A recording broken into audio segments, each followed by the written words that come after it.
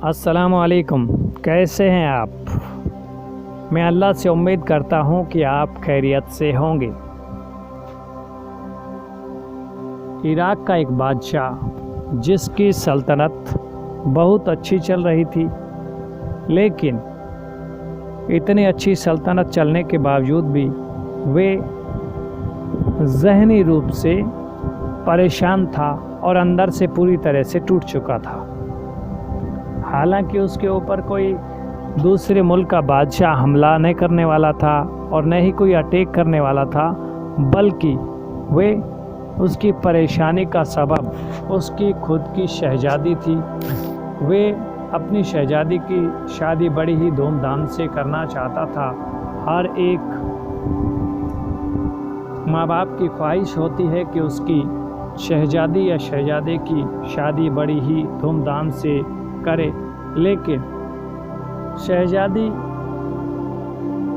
ने 3 शर्तें रखी और उसने कहा कि मेरे इन 3 सवालों का जो जवाब देगा मैं शादी उसी से करूंगी। ऐसे में कई बादशाहों के शहज़ादे आए, अलग अलग मुल्कों से शहज़ादे आए और उस शहज़ादी के उन तीनों सवालों का जवाब नहीं दे पाए और नाकामयाब होकर के वापस लौट गए।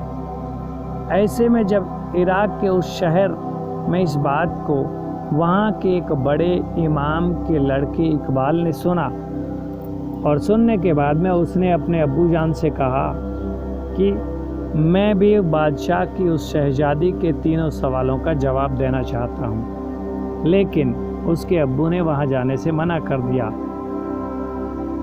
ऐसे करके और कुछ ही टाइम बाद इकबाल ने अपने अब्बू को मना लिया। उसके अब्बू कहने लगे कि आप जाएंगे और आप भी उन शहजादों की तरह उनके सवालों का जवाब नहीं दे पाएंगे और लोग क्या कहेंगे कि इमाम साहब का लड़का इकबाल जो भी ऐसा नहीं कर पाया।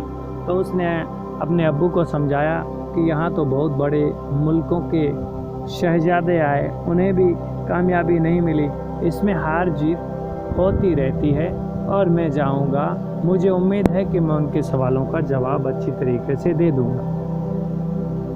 बहरहाल उसके अब्बू ने उसे इजाज़त दे दी और अगले ही दिन वे चलकर बादशाह के महल में गया और वहाँ जाकर के दरबान से कहा कि मैं बादशाह की शहज़ादी के तीनों सवालों का जवाब देने के लिए हाजिर हूँ। दरबान ने ये जाकर के बात दरबारियों को कही और दरबार भरवाया गया, लगाया गया और ऊपर की सीढ़ियों पर राजा, बादशाह, मल्लिका और उसकी शहज़ादी बैठी और नीचे पास में ही इकबाल खड़ा हुआ और बादशाह ने अपनी शहज़ादी को कहा कि आपके सवालों का जवाब देने के लिए हाजिर है, आप अपना सवाल कीजिए। उस शहज़ादी ने पहला सवाल अपना किया। उसने अपनी दाएं हाथ की राइट हैंड की शहादत उंगली उठाई और यूं उंगली ऊपर उठा करके उससे सवाल किया।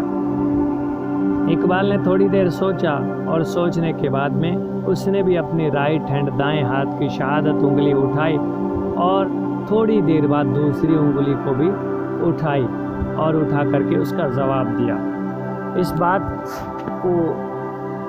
इस माजरे को देखकर वे लड़की बड़ी खुश हुई और कहने लगी कि बिल्कुल सही, बिल्कुल सही। अब दूसरा सवाल शहज़ादी को कहा गया कि आप अपना दूसरा सवाल पूछें। दूसरा सवाल शहज़ादी ने अपनी म्यान से तलवार निकाली और हवा में लहराने लगी।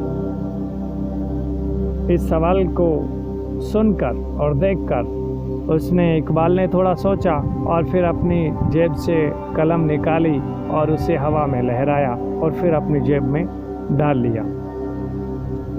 फिर उसे कहा गया कि आप अपना तीसरा सवाल करें। तीसरा सवाल शहज़ादी अपनी कुर्सी से उठी और उठ करके पैड़ियों से भागती हुई तेज स्पीड से नीचे आई और नीचे आकर के फिर तेज स्पीड से जाकर के वहाँ उस कुर्सी के ऊपर थक कर बैठ गई। इस सवाल जो किया था शहज़ादी ने, इसे देखकर सुनकर इकबाल ने कुछ सोचा और फिर अपने दिल के ऊपर हाथ रख दिया। यही उसका जवाब था। इस बात को सुनकर लड़की ने कहा कि बिल्कुल सही, बिल्कुल सही। तो जैसे ही ऐसे कहा गया तो दरबार में ये आवाज़ें गूंजने लगी, मुबारक हो, मुबारक हो, मुबारक हो। ऐसे में शहजादी कहने लगी कि मेरे तीनों सवालों का सही जवाब इन्होंने दिया है और मैं इनसे शादी करने के लिए तैयार हूँ। और ऐसा कह कर के वह शर्मा कर उस सीट से उठ कर के महल के अंदर चली गई। लेकिन बादशाह ने उस इकबाल को अपने पास बुलाया और कहने लगा कि ये आपके क्या सवाल थे, हमारे तो बिल्कुल समझ में नहीं आए, आप हमें बताएंगे। तो उस इकबाल ने कहा, जी बादशाह सलामत। उन्होंने कहा कि पहला सवाल शहजादी ने यूँ शहादत उंगली, अपने हाथ की एक उंगली को उठा करके किया। इसका क्या मतलब? उसने कहा कि ये सवाल ये था कि क्या आप अल्लाह को मानते हैं? तो मैंने उसका जवाब दिया, हाँ मैं अल्लाह को मानता हूँ और अल्लाह के साथ उसके रसूल मोहम्मद मुस्तफ़ा सल्लल्लाहु अलैहि वसल्लम को भी मानता हूँ। उसने कहा दूसरा सवाल। इकबाल ने कहा कि दूसरा सवाल ये था कि उसने अपनी म्यान से तलवार निकाली और उसे हवा में लहराई और फिर म्यान में डाल ली कि इससे भी कोई ताकतवर चीज़ है जिसका घाव, जिसकी चोट इससे भी ताकतवर हो। तो मैंने ये कलम निकाली और मैंने ये बताया कि तलवार हो, चाहे बम हो, चाहे राइफल हो, चाहे किसी तरह की चोट हो, उससे भी भारी चोट कलम की होती है। और तीसरा सवाल, शहजादी अपनी चेयर से उठी और नीचे आई पेड़ियों से और वापस तेज स्पीड से गई और वहाँ जा कर के बैठ गई थक करके। तो इस सवाल का जवाब ये था कि मैंने कहा शरीर का हर हिस्सा, हर पार्ट जो थक जाता है, लेकिन दिल एक ऐसा है जो कभी भी नहीं थकता, कभी भी नहीं रुकता, हमेशा आगे का सोचता रहता है। चाहे इंसान कितना ही बुजुर्ग वर्द क्यों ना हो जाए, लेकिन शरीर के बाकी सभी आज़ा, आँख है, नाक है, कान है, हाथ है, पैर है, वो थक जाते हैं, लेकिन दिल कभी भी नहीं थकता। यही उसका जवाब था।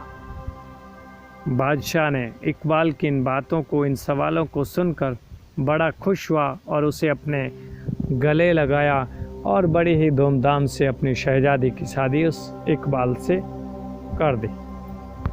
मुझे उम्मीद है कि आपको यह किस्सा पसंद आया होगा।